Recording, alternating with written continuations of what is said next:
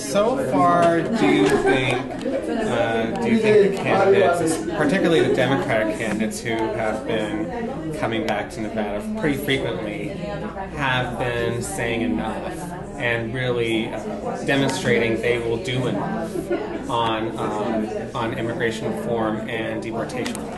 Yeah, well, we heard today from Senator Sanders and we heard yesterday from Governor O'Malley, and both of them made it very clear that immigration reform would be a priority for them, and that if elected president, they would move forward in one of two ways. First is trying to pass a law that would provide a pathway to citizenship for immigrants, and failing that, assuming Congress would fail to pass a law, then they would move forward with executive orders, which is a very big step from what we have seen in the past. So we were really heartened to hear that they were going to be that aggressive and were planning to prioritize comprehensive immigration reform as president.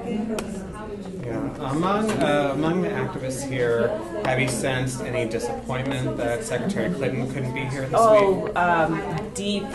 Deep disappointment that she turned us down. We tried very hard to get her to come. She's somebody who made a commitment to immigration reform, but we went on her website and her principles are very vague, not very detailed. So we wanted her to come out here to explain to us, what she would do if elected president, and she obviously had more important things to do.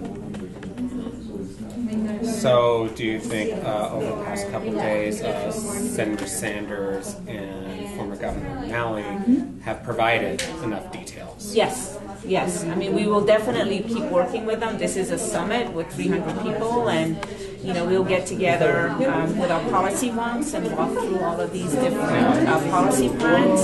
But what they laid out broadly is something that we can embrace. Yeah. And among the activists here, was there any concern particularly about Senator Sanders and his prior record on immigration reform? Yeah, and look, all of these candidates, probably O'Malley has the one who has the most substance in terms of commitment. As governor, he actually moved forward legislation, and as mayor. And both Senator Sanders and Secretary Clinton have taken positions in the past around immigration that have been less than favorable. But I like to think that people change, and sometimes people change for the better. And that what we're seeing, and let's be quite honest, also, there are pragmatic reasons why they're taking these positions. It's because of the growing power of the immigrant vote. But I think all of those things combined have led them to take positions that are positions that we embrace and support. Now, speaking of demographic changes, it seems like, at least among some Democrats, there's another round of freak out over what happened last week in places like Kentucky. And there's still some grumbling about what happened in last year's midterms, in particular, low turnout, and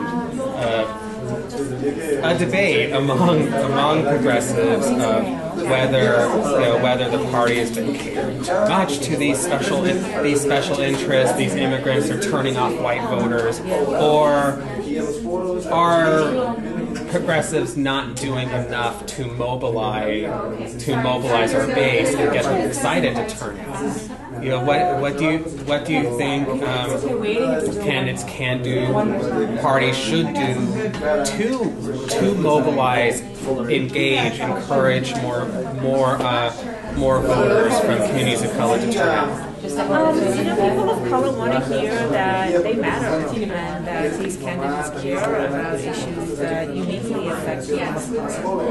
And so if these candidates want support from communities of color, including immigrant communities, they need to be authentic in their level of outreach. They need to have detailed, intelligent platforms that address our issues. But the other thing, which I think is a bit of an outlier that we didn't expect, in many ways, our biggest friend in terms of turnout has nothing to do with the Democratic candidates as much as it has to do with Donald Trump. He is a racist, xenophobic figure, and what he has done with his vile words is to mobilize people in ways that we have never seen before. And so when we talk to people about voting, you mention the name Donald Trump and you fire people up in a way that I have never seen in the past. And so I think that is good for us, but we also have to make demands recommend the Democratic candidates about the issues we care about. Well, thank you so much Thank for your time. you. You want some